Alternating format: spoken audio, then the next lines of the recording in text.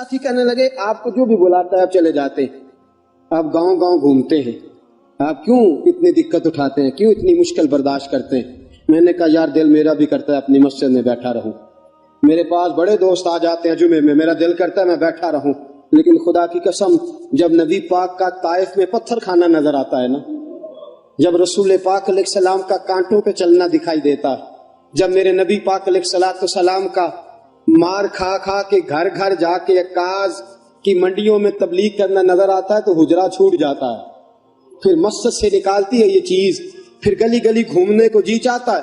دوستو آج میں تبلیغ کرنے جاتا ہوں تو لوگ پھولوں کی پتیاں برساتے، میں تبلیغ کرنے جاتا ہوں تو لوگ اسٹیج بچھاتے، میں تبلیغ کرنے جاتا ہوں تو لوگ اعلیٰ کھانا پکاتے، اے سی والی گاڑی میں بیٹھ کے میں نکلتا ہوں، پھر بھی میں آ کے کہتا ہوں لوگ بات نہیں مانتے، لوگ توجہ نہیں دیتے، لوگ غور نہیں کرتے، آؤ میں تمہیں مکہ مکرمہ کی ایک منڈی میں لے جاؤں۔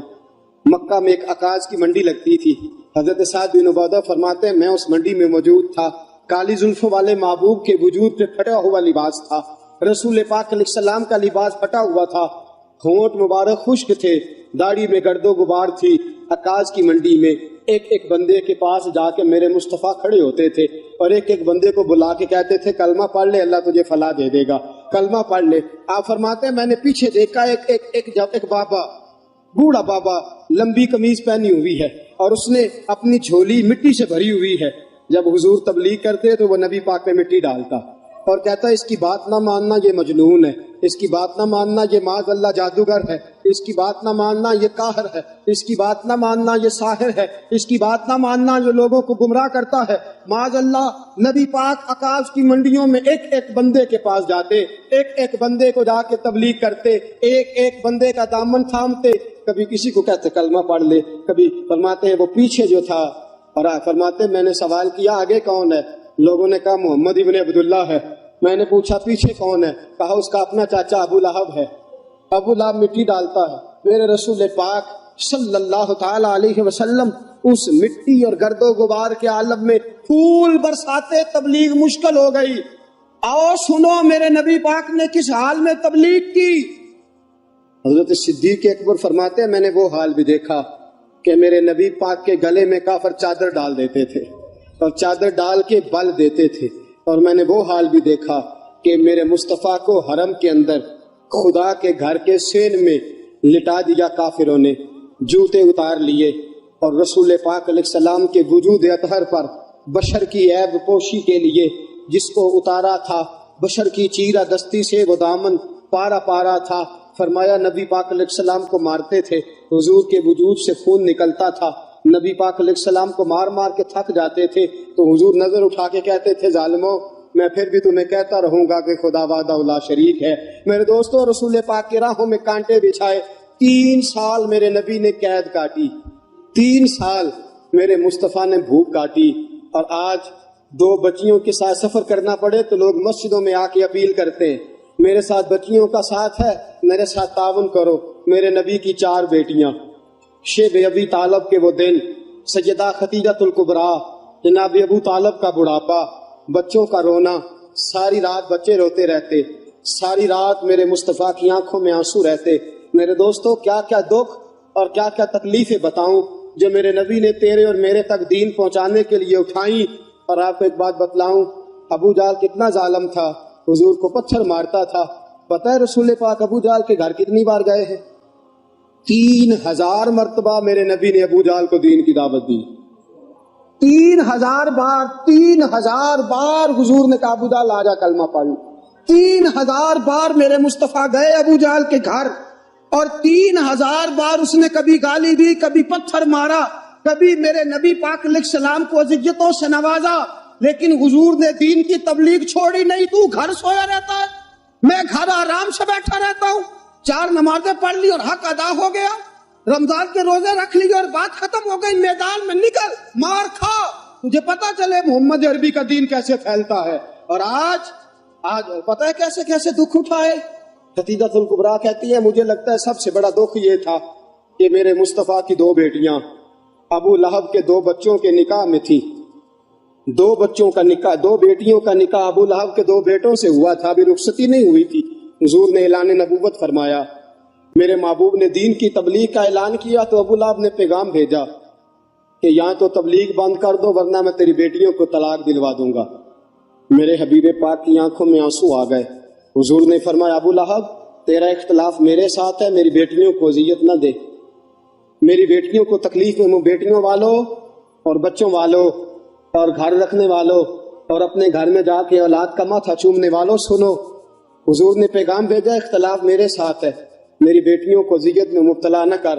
سیدہ طیبہ خدیجہ الکبریٰ کہتی ہیں ابو لہب نے کہا بس دو ہی باتیں ہیں، یا دین چھوڑ دو یا طلاق تیرے گھر میں پہنچنے والی ہے۔ نبی پاک علیہ السلام نے گردن جھکائی، فرمایا جے سونا میرے دکھ وچ راضی تے میں سکھ نو چلے ڈاواں۔ میرے دوستو، دو شہزادیاں بیٹیاں ابھی گھر سے گئی نہیں تھی، جب پیغام آیا نا تو سیدہ خدیجہ الکبریٰ کہتی ہیں میرے مصطفیٰ نے بچیوں کے سر پہ ہاتھ رکھا اور حضور کی نظر آسمان پہ ٹکی اور نبی کریم صلی اللہ تعالی علیہ وسلم نے آسمان کے بچیوں کے سر پہ ہاتھ، نظر آسمان کی طرف، اور حضور رو کے عرض کرتے ہیں یا اللہ دین کے معاملے میں اگر یہ تیری رضا ہے تو میں اس کے لیے بھی تیار ہوں، یا اللہ میں اس کے لیے۔ دوستو، کیا کیا دکھ، کیا کیا تکلیفیں اور کیا کیا کٹھن مراحل میرے مصطفیٰ نے دیکھے اور یہ دین ہم تک پہنچا، کتنی اذیتوں سے ہو کے حضور گزرے، کتنی تکلیفوں سے گزر کے میرے رسول پاک صلی اللہ علیہ وسلم آئے۔ اور حضرت زید بن حارثہ فرماتے ایک دن میں نے وہ دیکھا جو میں کبھی بھول نہیں سکتا۔ طائف کے بازار تھے اور میرے مصطفیٰ لوگوں کو دین کا پیغام دینے گئے تھے۔ فرمایا طائف کے لوگ پہلے تو نبی پاک پہ تانے برسانے لگے، کہنے لگے خدا کو تو ہی ملا تھا رسول بنانے کے لیے، معاذ اللہ استغفر اللہ، تیرے جیسے بھکاری کوئی رسول بنانا تھا، نقل کفر کفر نہ باشد استغفر اللہ لا حول ولا قوت۔ پہلے حضور پہ انہوں نے تانا و تشنیع کی برسات کی، پھر اوباش لڑکوں نے پتھر اٹھائے۔ فرمایا وہ میرے نبی پاک کو پتھر مارتے تھے، رسول پاک علیہ الصلوۃ والسلام بیٹھ جاتے تھے، پھر وہ حضور کو پکڑ کے کھڑا کرتے تھے۔ حضور کا علم نشرہ کا سینہ لہو لہان تھا۔ فرمایا حضور کو کہتے تھے چلو، حضور قدم اٹھاتے تھے تو نبی پاک کے پیر پہ پتھر مارتے تھے، زخم لگتا تھا تو حضور پیر اٹھاتے، دوسرا پیر رکھتے تو پھر پتھر آتا۔ ان پتھروں کی برسات میں میرے نبی نے دین کا پیغام پھیلایا، ان پتھروں کی برسات میں حضور نکلے۔ طائف کی وادی سے آج بھی جا کے سوال پوچھ، طائف کا میدان آج بھی اس واقعے کو یاد کر کر کے روتا ہے، آج بھی آسمان تڑپتا ہے، ہم نے وہ منظر دیکھ رکھا ہے۔ میرے دوستو، رسول پاک نے اس حال میں دین کی تبلیغ کی اور احد کا میدان لگا تو میرے نبی پاک کے دانت بھی ٹوٹے، حضور علیہ الصلوۃ والسلام کے وجود سے خون بھی بہا، لیکن حضور نے پھر بھی رو کے یہی دعا کی اللہم اہد قومی فإنہم لا یعلمون، یا اللہ میری قوم کو ہدایت دے دے، خدایا میری قوم کو ہدایت دے دے۔ میرے دوستو، میرے رسول پاک علیہ الصلوۃ والسلام کی حضور نے کون کون سی قربانیاں دی۔ مکہ کتنا پیارا تھا حضور کو، لیکن مکہ بھی حضور نے چھوڑ دیا۔ شہر چھوڑنا بڑا مشکل ہوتا ہے، وطن چھوڑنا۔ حضرت سلطان باؤ فرماتے ہیں شالا مسافر کوئی نہ تھی وے ککھ جنا تو پارے ہو۔ میرے رسول پاک نے مکہ بھی چھوڑا دین کے لیے اور مدینے آئے تو میرے نبی پاک علیہ الصلوۃ والسلام نے دکھ اٹھائے۔ حضرت سیدہ طیبہ سیدہ زینب رضی اللہ تعالی عنہا میرے رسول پاک کی سب سے بڑی شہزادی حاملہ تھی۔ حبار بن اسود نے نیزہ مارا، گر گئیں، شہید ہو گئیں۔ رسول پاک صلی اللہ علیہ وسلم بیٹی کی میت پہ کھڑے ہیں، آنسو بہا رہے ہیں۔ حضور علیہ الصلوۃ والسلام وہاں بھی یہی کہتے ہیں یا اللہ اگر یہی تیری رضا ہے تو میں اس کے لیے بھی حاضر ہوں۔ میرے دوستو، کئی دنوں کا فاقہ، کئی دنوں کی بھوک، کئی دن، اور حضور فرماتے ہیں سارے نبی ستائے گئے، میں سب سے زیادہ ستایا گیا۔ حضور فرماتے ہیں سارے تڑپائے گئے، میں سب سے زیادہ تڑپایا گیا۔ حضرت سلمان فارسی فرماتے ہیں نبی پاک کا چہرہ مبارک بھوک سے اترا ہوا تھا، نبی پاک علیہ السلام کو شدید بھوک لگی ہوئی تھی۔ حضور نے فرمایا سلمان 3 دن ہو گئے کھایا کچھ نہیں، چل جا ابو ذر غفاری کے پاس چلتے ہیں۔ فرمایا ابو ذر غفاری کے باغ میں گئے، جاتے ہی میں نے حضرت ابو ذر غفاری رضی اللہ تعالیٰ عنہ کے باغ میں جاتے ہوئے جناب عثمان غنی کو بھی لے لیا، جناب ابو بکر و عمر و علی کو بھی لے لیا۔ پہنچے، جا کے میں نے کہا کہ ابو ذر 3 دن ہو گئے نبی پاک نے کھایا کچھ نہیں، 2 جہاں کے شاہ ہیں، پاس کچھ رکھتے نہیں، 2 جہاں کی نعمتیں ہیں ان کے خالی ہاتھ میں، فقر اختیاری ہے، نبی پاک نے خود اس کو اختیار فرمایا، 3 دن سے کھایا کچھ نہیں۔ فرماتے حضرت ابو ذر رضی اللہ تعالیٰ عنہ کی آنکھوں میں آنسو آ گئے، کہنے لگے یار مجھے پتہ ہی نہیں، کسی نے بتلایا ہی نہیں، میں تو سویرے بھی پیٹ بھر کے روٹی کھائی اور حضور اس عالم میں۔ فرماتے ہیں گھر گئے، ایک بکری تھی اس کو ذبح کیا، اپنی بیوی سے کہنے لگے جلدی جلدی روٹیاں پکا، جلدی جلدی سالن پکا، تجھے پتا مصطفیٰ نے 3 دنوں سے کھایا کچھ نہیں۔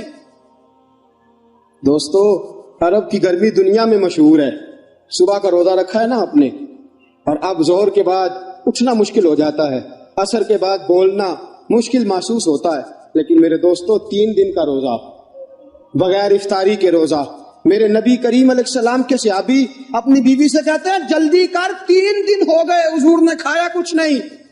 آپ کی بیوی نے جلدی سے روٹی پکانی شروع کر دی، سالن تیار۔ حضرت جناب ابو ذر فرماتے ہیں دوبارہ باغ میں گیا، انگور پکے ہوئے تھے، انگوروں کا خوشہ توڑا، پلیٹ میں رکھا حضور کے سامنے، حضور آپ کھائیے۔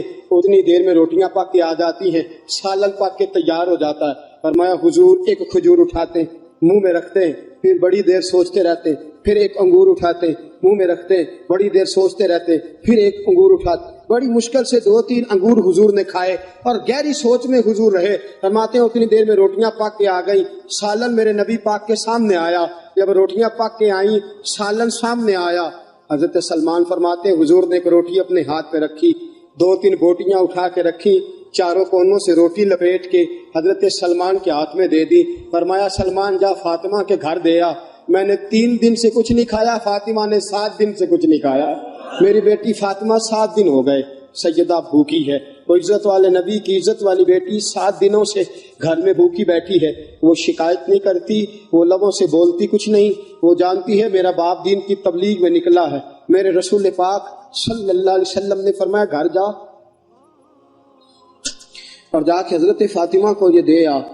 7 دن گزر گئے، فاطمہ کے حلق سے لقمہ نہیں گزرا۔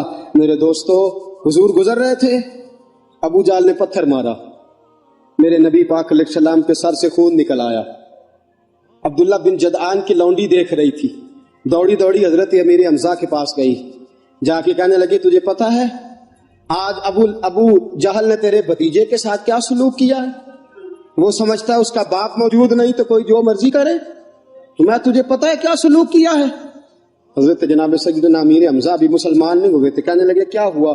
کہا آج ابو جال نے محمد ابن عبداللہ کے سر پہ پتھر مارا، ایک روایت میں ڈنڈا مارا اور سر سے خون نکل آیا۔ حضرت امیر حمزہ کو بڑا غصہ آیا، اپنا خون جوش مارا کرتا ہے، اپنا خون کبھی کبھی جوش مارتا ہے۔